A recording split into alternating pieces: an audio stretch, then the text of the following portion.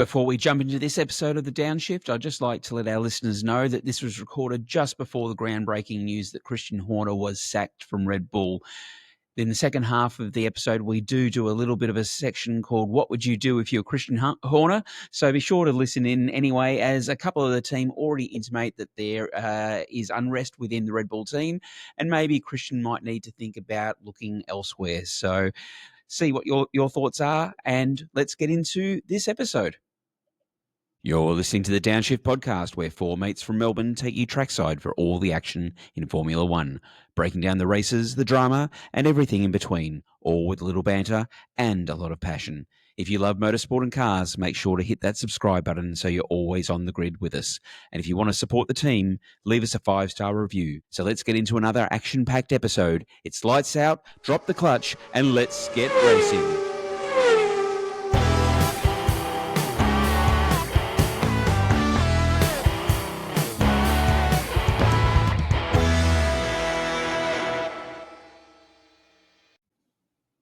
Hello and welcome to the Downshift. As we're coming off a non-race weekend and we've hit the halfway point of the championship, we thought it would be appropriate to do another review, given term 2 is finished for the kids in school, and so school's out, and we're going to be doing the half-year report card. So team, it's been an interesting term 2. Hubby, what are your thoughts leading into the mid-year? I love dishing out report cards to Formula One teams, but I don't know. I don't know if the scores are going to change that much. We can get into what we think of the scores that we gave in the first term. We're at the halfway point, so I would think things would have settled down by now, and I reckon they probably have. Alrighty, well, if we get into the results, what we'll do is, like we did last time, we'll actually go through it based on the championship standings and do a little bit of a reflection on the drivers, the team, and how they're going. If we start with the top of the grid, we've got McLaren, who Schwags and Lockie we gave an A to at the end of term 1. So, Lockie, your thoughts on McLaren at this point in time? Well, to be fair, I don't think that's going to change unless it goes to an A+, given the fact that they're still hundreds of points ahead of everyone else. You know, both drivers are 1 and 2. Yep. They're really not putting a foot wrong, apart from the little incident they had a couple of weeks ago. You know, you've got the 2 of the top 3 drivers in the field basically running around at the moment with them. If you take Verstappen out of that equation for that one, they haven't put a foot wrong. Yeah, I think the only thing you can be critical of is maybe their pit stops, which we mentioned last episode. But beyond that, like there's no foot wrong. They're finishing at the top end 1 and 2. And if it's not 1 and 2, it's 1 and 3, or I think the worst results, what it was Lando's DNF in Canada, but that's not indicative of their performance. Correct. So we gave them an A first term. Once we take into Christian's complaints about their pit stops, we drop them down to like a C- or something. Oh, look, I think in regards to it, and that's where in regards to their pit stops, they have been atrocious. They've been the worst pit stops amongst the teams. So from that regards, if we're talking about the report card that we're giving back to them in regards to this, they've taken their eye off the ball a little bit. And I think, they've become a little bit complacent in regards to the fact that they are doing so well. I think also with Lando, with his hit on Oscar, again, we're starting to see a little bit of that tension there. So I would suggest dropping them down by half a grade, maybe even to a B+. Thoughts? No, I think the pit stops are a minor blip in a sea of exceptionalness. So I would still give them an A. They're dominating constructors. They're dominating drivers. Their strategy calls have been good. I think we leave it at an A. That's what I reckon. The pit stops are the least of their concerns. They could probably go to double their pit stop times, and they're still going to win races. I'm with Happy. It's got to stay at least an A. You can't move that. Yeah. All right. So McLaren receives an A with the opportunity to improve that a little bit more and take it to an A+ in the second half. Yeah, well, you don't want to give it to them too easy, because they won't work any harder if they A+. Now, we had Ferrari, who has moved up a couple of positions in regards to the championship since we did the last report card. So you recall that at the quarter of the way point, Ferrari was sitting in 4th place. They are now in 2nd place with 222 points. We gave Ferrari a D at the end of geez. Term 1. That was harsh. No, But no, fair. it wasn't. It's pretty fair. I mean, Have they changed? You weren't there. That's true. To That's be true. fair, I wasn't there. look, they've gotten a bit better in terms of I think Lewis is a bit more comfortable in the car. They are still garbage in relation to their decisions, their picture things, their communication between the drivers and all that. Maybe you'll give them a C at the moment, but even though they have stepped up, I don't think that they've risen so high. I think you'll find that Mercedes and that have actually screwed up a bit, hence the reason Ferrari have risen a bit. I don't think Ferrari's excelled and all of a sudden, jumped out of D to, I'd probably give them a C, maybe a B- at best, but yeah, that's about it. Yeah. They're finishing races, and they're getting They drivers. were in the before top as well. two. Both drivers were still finishing well, previously. they're getting a little better. I mean, I think you're right. I don't think they're probably. There's team's water in my getting much visor. Better. I think Leclerc just wanted to do some lawn mowing like Lando did. So Locks at of course. B- or a C. What do you reckon, Dan? I'd probably be going to a C. Yeah, I don't think. I mean, from a D, that was probably harsh but fair back then. But I think they're doing okay. It's Doing a C okay in second me. position. doing okay. Look, that's a bit of a mystery, really. But they've obviously, but they're not anywhere near the pointy end of the stick, are they? I think they've improved. Obviously, they've got a fast enough car. It's reliable. Both drivers they've got consistently finishing in the points. They've moved up championship order. They've got some wrinkles to iron out when it comes to some strategy and communication, and especially Lewis and his engineer there. But I probably would give them a B at the halftime point. I think they've actually improved a lot. If we're just looking at their Term 2 performance, they're second in the championship. It's going to be pretty hard to give them a C when they're second place in the championship. Not with the way Dan and I mark. You just said a B-, guys are and you're in the space of a minute and a half. You've upgraded them to B already. And if we let this episode go too long, they'll be an A. No, Lachlan said they're a B-. I didn't give my score. Oh, okay. I'd go C+ to a My B. bad. I think they're scratching it at a B. Yeah, look, and I'd agree. We saw a major upgrade in Austria with the rear suspension, where we knew that this was their Achilles heel in the first half of the season. So we saw an improvement in Austria, and we're seeing some stability in that. I do agree that with Lewis and his engineer, they do need to get their stuff sorted out. The communication is just awful. We saw in Silverstone the fact that Lewis was sent out with a one lap tank of fuel to be able to do his qualifying, and almost got kicked out in the first qualifying sessions. Let's give them a C+, and then we can come back at the end of the third term and see if they've improved to get themselves a B from that. So. See, now that you mention that again, like that kind of I shouldn't say behaviour, but that kind of strategy to go, here's a lap of fuel. That's I'd say just lack of dumb. strategy, and I like, wouldn't call they were that a just strategy. lucky. They were lucky to get away with that. Absolutely Correct. lucky. No clever, smart engineers, just dumb 8-ball lucky hat luck. All it was. He didn't How many mean tanks it. of, All right. how many He didn't tanks mean of it. fuel It's should okay. we put in? Oh, it's one tank of fuel. Looks unlikely. All Yeah. right, so a C+ for Ferrari, and we'll see how they go after Term 3. Moving on to third place, we were just mentioning in regards to Mercedes. So Mercedes has dropped down slightly in regards to its position. So we gave them a B last term. We're seeing in regards to the development of Kimi Antonelli and the consistency of Handsome George. Schwags, what were your thoughts on Mercedes?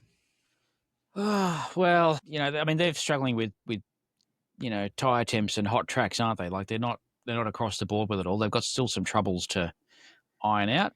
But I mean, George has still been at the pointy end a few times. He's pulling his weight in the team.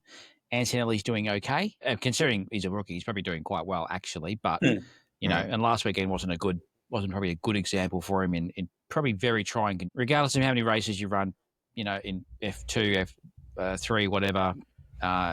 Put yourself in an F1 car on a wet track, and Kimmy's in seventh overall. He's doing very well. Different kettle of fish. I mean, he was unlucky. I shouldn't say unlucky, but he got bumped out actually, didn't he? By I think it was an Alpine. I can't remember. It was a Alpine or a Haas that knocked him out. That took out part of his rear wing, I think, which is what ended up ending his race. So, look, Mercedes, they're probably still a B for me. They've still got to iron out some kinks and get up there for a team that was challenging the championship only last year, or they're not there. I'd kind of agree with that assessment. I don't think they've improved. I think you sort of got to leave them where they are. They're thereabouts. Antonelli's still, for rookies, having a great season, but I just think the car lets them down a little bit at times as well, with power unit failures. Well, poor tyre choice strategy sometimes as well, but I still think they're probably worthy of a B, just based on the team that they've got and the drivers that they've got. Yeah, I think a B as well. I think George Russell as a driver has been an A all season. Like, he's been really working hard for that team and doing a really good job and doing the best he can with a car that's not quite there at every track condition and so on. So I think in a very competitive field at the top end. Oh, correct? yeah. He's extracting the most out of that thing. Like, yeah. So do you think then, Happy, that maybe they'll consider giving him a contract extension? Do you think that might be on the cards for them? Or? They have. Apparently a 1+1. He just wants more. Which is probably fair enough to ask for, because, like we said, he's outperformed Lewis the last few years. He's holding this team together at, in third place in the Constructors' Championship. Yep, like, that's very he's true. really pulling his weight. So he's got some leverage. Yep. He's showing great leadership. He's showing great mentorship. And I mean, this is where he's taking Kimi under his wing. And you can see that even in the radio chatter, he's checking in on how Kimi's doing and the like. So he's showing that leadership of the team. I mean, yes, he's a school prefect. And so therefore it's being able to and to excellent consistency. Required. Yeah. So, I mean, Correct. like, you could even maybe rate them a B+, Mercedes. I think they're doing pretty good with what they've got. But I think if we're all happy with it. I don't know. I tend to agree with you, Happy, in regards to, I think what pushes it just over the line a little bit is Kimi's performance. Kimi got a third position for Canada. And so, he's the only rookie to get a podium. So he's done well in that second term. So if we're all happy, I think a B+ would be. And let's not forget that George absolutely nails it in a flat cap. Toto was rocking that on the weekend as well. Yeah, That's he important. was too. There's an older stately gentleman that works for him too. Is that typical, one of those hats. typical Austrian headwear, is it? No? That helped with the shine. Anyway. All right, moving so along. B+ for Mercedes. Moving on to the team we're all loving at the moment, Red Bull Racing. So This is a conundrum, because this they is have a one team. driver. Okay. Again, I think we did this last time. We had to separate it and go, one driver's an A+, and the other driver's an F. So every single driver in their whole squad, apart from the A driver, is, wouldn't say an F, but they're certainly not at Max's level. When we ranked this last time, was Liam still driving with them? He probably was still there, No. wasn't he, at that stage? No, they only gave him like 2 races. Yuki was in. 3. Yeah. Okay. Well, to be fair, Yuki's done nothing more than Liam anyway. Has he, really? Liam's actually beaten Yuki, so, Yeah, well, until he put it in the wall, but... Yeah, look, Red Bulls, they're certainly not... For me, they're no better than a C- at the moment. I'd say a C- is harsh. I mean, they haven't got the best car, but Max has shown that it is a car that you can extract good results from. Like, he's still done. But he's still third in the championship. It's not Max Verstappen. In strategy calls, in pit stop times, Christian, that's very important to you. Everything about the team operationally, I think they're still executing fairly well. I think their problems have mostly been with a car that doesn't operate in every window that they need. It's not as flexible as the McLaren. Okay, so it's not an A, but they've just struggled with that second driver. If they had another driver that was somewhere closer to Max's caliber, or could get somewhere close to what Max can get out of the car, I think you'd be looking at a completely different score. Do you know what I mean? I think the second driver is impacting this score a lot at the moment. But is it the driver or is it the car? Well, it's probably more the car. Because they've tried many drivers, and we've spoken before about who next? Like if they pull the pin on, or they pull the rug out from under Yuki, well, who's next? No one's going to want to step in there right now. But again, Happy, you got to step back and go, as a team, where are they? And as a team at the minute, they're a team of two halves. One's great, One's not. I mean, when you look at the expectations that everyone has of how Red Bull should be performing in this championship, then I would say somewhere around a C might be accurate. I'm happy to give them a team, C. I also think with the team too, just the feel around the team and the little controversies that are going on, their driver choices, and there's still stuff going on about Christian and his standing in the team and his ability to pick drivers, and there's just a lot of, I don't know, it feels like there's a lot of grumblings going on in that team. Yeah, maybe a C from me. I think the other thing is to remember, and this is where Max went into detention as well. So we saw a schoolyard scuffle between him and George. So if we take that into consideration as well, is Max was naughty. So we're seeing a little bit of punishment. So yeah, I think still around a C is appropriate. Alrighty. So the team who has held on to fifth position, who we actually gave a lot of praise to in the Term 1 review, was Williams. We've seen a little bit of a change for Williams in Term 2 as their performance has slipped a little bit. Mostly due to car reliability, yeah? Yeah, well, Sainz has had a rubbish run. Yeah, he doesn't seem to have been as close to Albon in recent times. Well, he couldn't even get off the track the previous race. They certainly don't feel they've gotten any better. And I don't know if that's part of James's break everything sort of program. Well, they're doing that. Yeah, and look, and that's the thing. I think they've always said they're looking forward. They're looking forward to 26, 27. But you've still got to. Yeah. I don't know. I mean, Albon's had more promise than Sainz, I'd say, for this season, and got some bits and pieces. But yeah, for me, they've probably shifted around a bit. But I'd say B. I mean, when you look at the context of the expectation of how Williams should perform, what they were like in the last few years, I think they're still doing very well. So I think a B. Yeah, relative. If they had some more reliability and a few more points finishes, then yeah, they'd be a bit higher. All right, so a B for Williams. All right, so we saw a big move in regards to the midfield based on Nico Hülkenberg's performance at Silverstone, bringing Sauber into sixth position. So they've moved right up the ranks from the Term 1 review. So we gave Sauber a C+ for the end of Term 1. What are our thoughts on Term 2, team? Well, you got to say that they're probably, out of all the teams at the minute, they're probably the most improved team from the end of Term 1 to Term 2. And given now they're knocking on the door of fifth place against Williams at the moment, none of us expected that. We all expected them to still be down in 9th, 10th position. Yeah. Well, I mean, also thanks to Nico picking up 15 points, like it's over a third of their total points tally in one race. So in one go, you know that was a great result for the team. Whether they stay there or not, I don't know. But I think they've been doing quite well with the package they've got. I think at the start of the season, most people thought Sauber would be dead last. For a low-end team, yeah. Yeah, and including Bortoletto's been driving well, gets along well with Nico. They seem to be working well together. Nico got his podium. Yes. So, yeah, I think they've been doing really well. And aren't their pit stops pretty good? No. Well, I was just going to say, you know, no. Had to bring that up, didn't you? Oh, my God.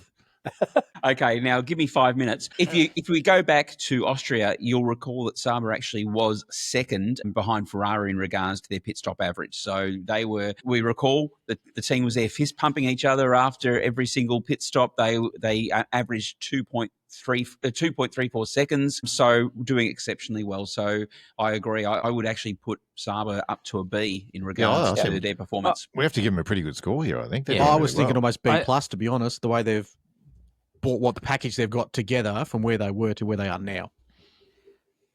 It'd be curious to see where they go from here with the real motivational kick they just got in Silverstone, because that for the team will be massive for them to have finished as well as they did. Yeah, nothing motivates a team more than a win. So than a Lego trophy that looked like it was broken. And free champagne from the other teams. Like, that's all free champagne. Well, they probably cottoned on. They go, hang on, we don't have to buy the champagne. We just have to beat everyone else, and they'll give us the champagne. It's just like it's winning. complimentary. Not sure they might get it the next time round, but that's all right. All right, so B+ for Sauber there in regards to an improvement. So from a C+ to a B+. Now, a team which I think we're going to struggle with here a little bit because they've actually moved up the grid, but we're talking about the Racing Bulls. So we gave the Racing Bulls a D for Term 1. That seems about right. Back then it was, yeah. They're doing okay. They've had some good finishes in the last, well, not the last race. Yeah, but they're doing the race same before. as Aston Martin. They're doing great. Finished up. They've had a car that they've been able to extract a bit in qualifying. I think particularly with Hadjar, who's punched above his weight compared to Lawson, who's been around a bit longer and who's just punched. Yeah, everyone. But they just haven't been able to consistently score enough points. Yeah, I mean they picked up 12 points was their best team result at Monaco, and then they had 6 points in Spain, none in Canada, 8 in Austria, and 0 again at Great Britain. So. Yeah, still not 2 rookies, effectively. Yeah. Okay, do we move into a C then as an average? Look, I'd say C. I think they're doing a reasonable job. They're better. They're not great. Hadjar and Lawson seem to be trying to get more out of a car that may not be capable of it, over race distances. Yeah. So I'm comfortable with a C rating for that. That's all right. Yeah, yeah. And if people want to complain, Christian at the Downshift podcast. There we go. .com. For a team that's basically there for Red Bull's, parts budget, they're doing all right. True. Yep. All right. So another team that's moved up the grid slightly is Aston Martin. So we scored Aston Martin a D- for the end of Term 1. We've seen some good performance out of Fernando Alonso. Surprisingly, we've seen some good performance out of Lance Stroll, who was rumoured to have a major wrist injury issue, which he had to go and have an operation on, was rumoured to potentially miss out on his home Grand Prix in Canada, but recovered in enough time to be able to race there as well, and pulled in 6 points for Silverstone, which we've just had last week's. And let's not forget he was third for a while. He was third. Well, his tyres just gave out at the end. He couldn't keep up. Just had a turnaround for them. They're tied with Racing Bulls on 36 points in the championship, and 22 of those points have come in the last 4 rounds. So they've scored each of the last 4 rounds, and been doing a pretty good job. Probably another team that's really not focusing on this year, but just doing little bits. But they did also do an upgrade recently to their cars? Yeah, I think to their floor. Everyone's rolled out updates, and the floor might have helped. So, I'd give them a C. I think both drive. I mean, I'm surprised that Stroll's ahead of Alonso in terms of points collected. Maybe give them a C plus. I think they're actually doing all right recently. Yeah, C plus. She's generous. Do you reckon Professor Newey has had some influence in regards to the car over the last term? No. He was there on the weekend. I don't think he's putting much effort into the current car. He would have been there because he was on his way to work at Silverstone, like he was just around the corner. So he just, I'll just drop in. And he's probably just having a look to see what they're currently working with to go, what can I add to my bag of tricks for next year? I think the mere presence of Adrian Newey might lift the team to perform a little bit better. So, And Dan, I think I'd like to point out too that I think in marking, the way you and I mark is slightly different to the way Nathan marks. I think Nathan gives a team a mark if they spell their name right on the page, and he gives them a little extra bump from that. You and I are more old school, and we mark a bit harsher than that. So only half a point for spelling your name right. Lockie's saying, "Bring back the cane." Corporal punishment. Let's go. Old school. Get the metal ruler out. Let's go.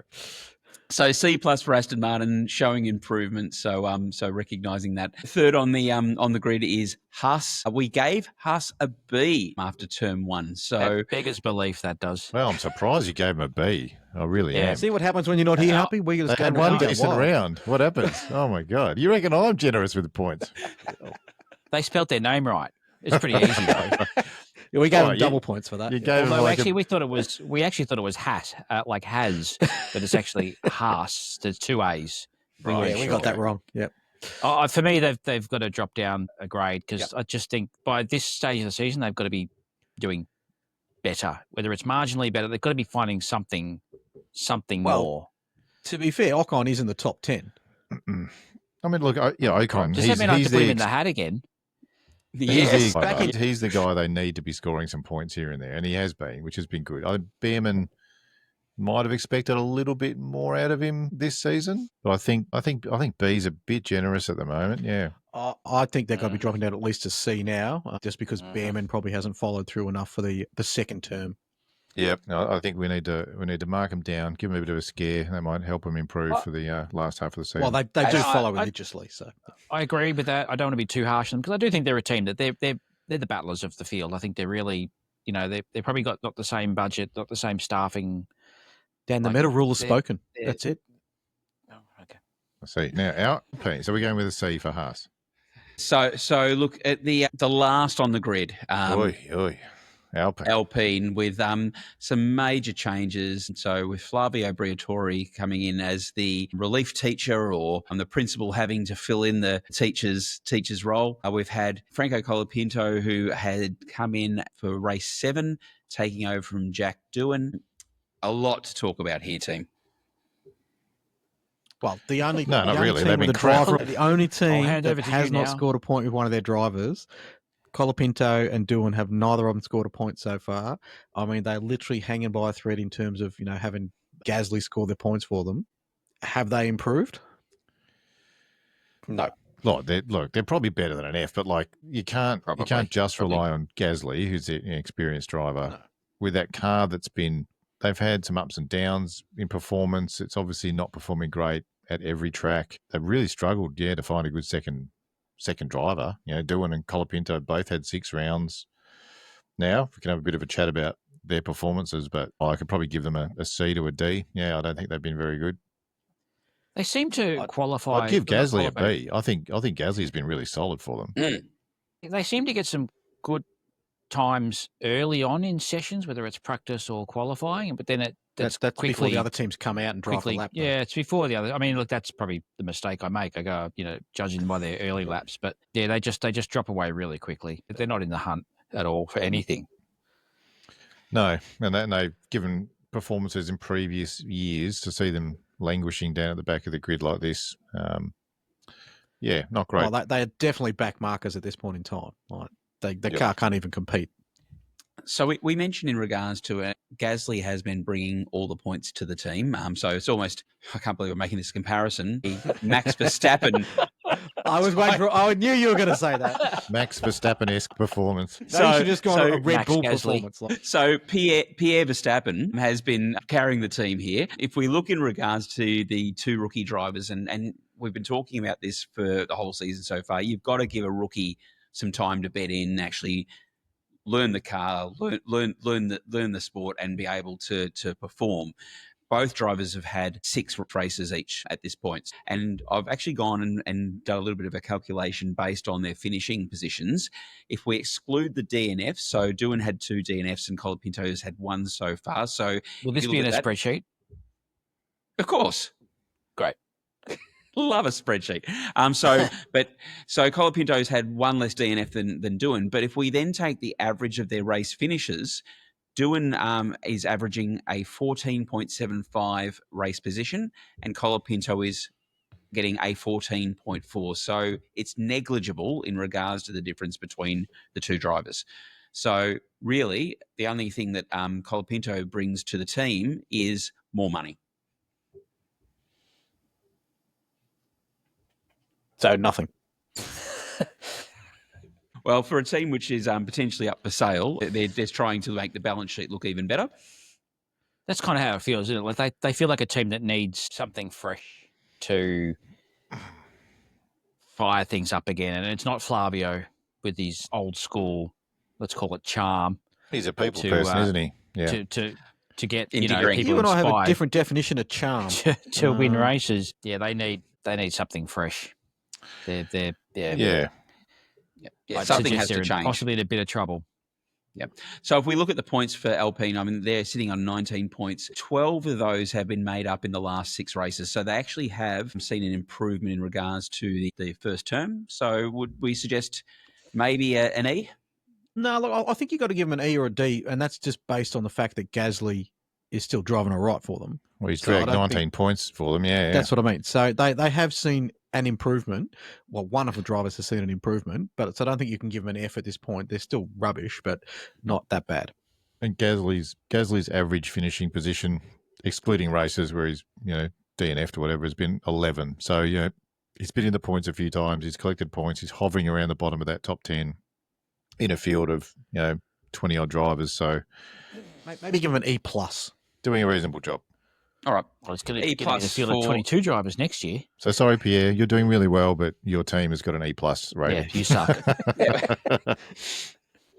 Let's hope your You're great. 2026 car is a little bit better. The rest of your team drags you down, mate. If he's even driving for them. That's exactly right.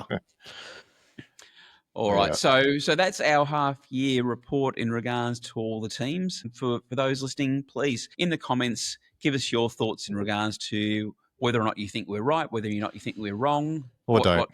We don't care either way. Again, just email that through to Let's- Christian@thedownshift.com. But no, please add your comments in regards to that. One other consideration for us is we're coming into the silly season, so we're seeing contract negotiations and rumour and scuttlebutt around what's happening with the drivers and who's going where. We've had Red Bull with the rumours of all different escape clauses for Max Verstappen as to whether or not he's being lured by other teams. Get out, quick. Or exit clause, as I like to call them. Yep. I'm not sure if this is a good idea or not, but I'm going to throw it out to the team and for each of us to be able to have a think about, if I was Christian Horner for a day, what would you be doing, Huppy? Well, Thank God he went to him first. Whew. Checking my super balance. if I was Christian Horner for a day, do I have an attractive assistant? You're married to a Spice Girl, mate. We won't go there. Apparently we are. Look, I would. Straight there. Not even a start. It's Give straight Bill down the Clinton line. a call. Well, obviously, I would have gone to my top drawer and pulled out Max's contract and just double checked the clauses. with the highlighter. Made pretty sure that he got all the best parts we were rolling out, so we could keep him in the top 4 or whatever the position that he needs to be. I would be trying to make sure that everyone on the team was on my side and there wasn't, friction, because there seems to be some people who want him out, some people who like Dietrich. But I'd be more concerned about next year, what the driver lineup's going to look like, what that car is going to look like next year, and if we were at risk of either losing a driver or having to find another driver, who would be the best pairing to go forward with. So that would be consuming me at the moment, and text messaging my assistant. We have very different days. Yeah. I would be having a chat to other teams that might be looking for a team principal. You reckon you'd be on? Dan, we're on the same page. Just in case. You never know. I think You he never likes know. where he is. Anyway, I think he yeah. does, but I don't think other people like where he is. Yeah, That's the problem. It's not True. what he likes. I think that might be. Yeah. Well, the think rumor there's is Max still a doesn't lot want of- him around, There's still a or lot of, or more so Joss. Joss. I think yeah. there's a lot of there's still a lot of hangover from the incident or whatever that's just left a dirty mark. It's not coming out. It's not washing out. Time it's been it's just hanging around. Plus, they're in a situation now where their lead driver is swinging a very big stick. Like, he is holding that team together, and he is worth tens and tens of millions of dollars to them at the moment. So him and his father have a lot more leverage than they would have had in the last year or two. So if I was Christian Horner, I'd be worried about what Red Bull looks like without Max, because it doesn't look good. No. It looks very. You would have sponsors running for the hills if Max was not there, and not a lot of stuff coming through the junior ranks. So that's where Toto's done a really good job with his junior development teams and all the rest of it, and really building them up. But Red Bull somehow haven't nailed that. Not with that car, anyway. Yeah. Well, yeah. Lockie, your thoughts? Look, I'm sort of more along the lines of Dan, but I'd take it to the next step. I'd just be ticking off the boxes on my new Ferrari contract before I sign the bottom of it, so that then I can make a clean break and head straight over there, knowing then I've got Lewis and Leclerc to play with over there. That'll be fine. Verstappen So not coming with me. learning Italian's on the list. Why Ferrari? Well, do you reckon he'd want to go to Ferrari? yes, Why? because Well, I think it's- he could see how he could remold that team, because they've got the infrastructure, the facilities, and the cash behind them in order to the do what money. he wants. and he can throw, this is what I need, this is what I want. He's got 2 good drivers over there that if they can get the right setup, because imagine if you just changed the pit wall and the morons who were on there and actually got the actual changes and all that sort of stuff going right, they'd be a couple of seconds ahead on the road straight away. So that sort of communication, if he could fix that alone, that would set him up. And I think then, he would just wave red. But I don't think he'll take his assistant with him. By the way, he might get a new one when he's over there. But I've heard the Italian girls are all right, so he'll be fine. But that's what he'll be doing, mate. Allegedly, everyone. He will be ticking off that. I mean, clearly he's got a spice girl anyway, so he can just take it. It's fine. But no, he'll be ticking that off, mate, highlighting that, signing it, and it's a DocuSign document, so that'll just go straight back electronically, and he'll be right for the next year. I know why Ferrari is attractive for a driver to go to. I just don't know about being a team principal and whether you would have enough influence on the way that team was built to really make change. But maybe. I think Ferrari's too Ferrari. Statement, that one. Yeah. And I think what we've seen with Lewis, like just the language and the culture barrier is very big, actually. He likes his wine and cheese, so he'll be all right. The cultural difference between why did you not give me fuel and we just didn't put it in is a big one. Yeah. I think Horner could fix that. He'll go, see this level? We want it here. I think we need to look at the Italian translation of more fuel or less fuel and see how similar they sound.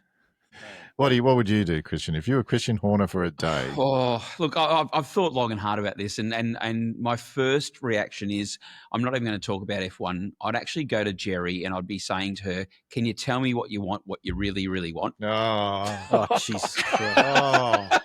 Thanks for tuning in, guys. We'll catch you on the next lap. How long did it take you to work on that one? God. And I'd ask for the definition of what Zig R actually is.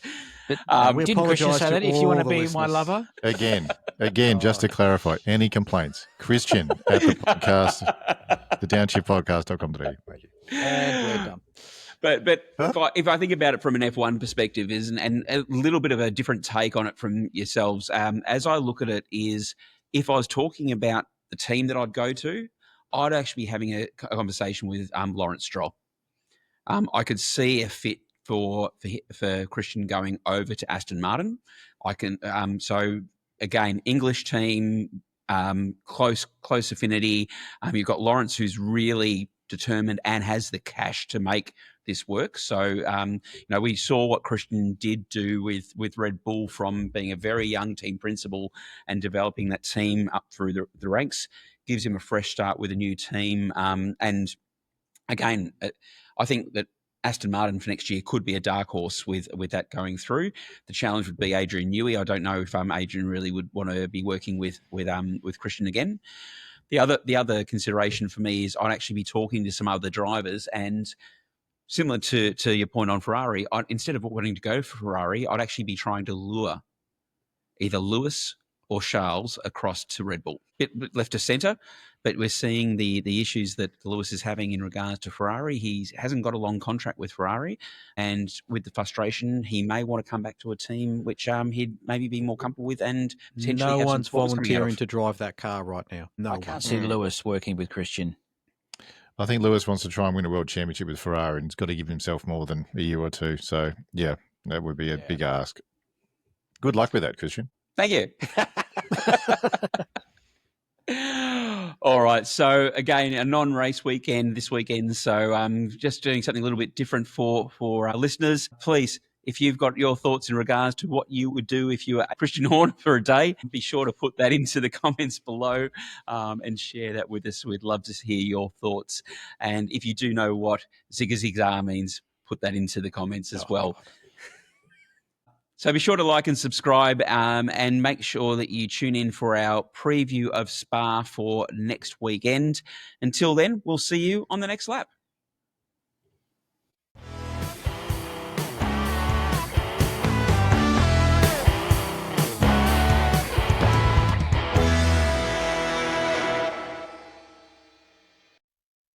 That's the checkered flag for this episode of The Downshift. Thanks for tuning in and hanging out with us in the paddock. If you enjoyed the ride, don't forget to hit the like button and subscribe so you never miss a lap. And hey, if we've earned it, drop us a 5-star review. It really helps us climb the grid and reach more motorsport fans. Want to take it to the next level? Join the Downshift pit crew by supporting us through Patreon. You'll get exclusive content and help fuel the show to keep us pushing flat out every week. Until next time, keep it fast, keep it fun, and we'll catch you on the next lap.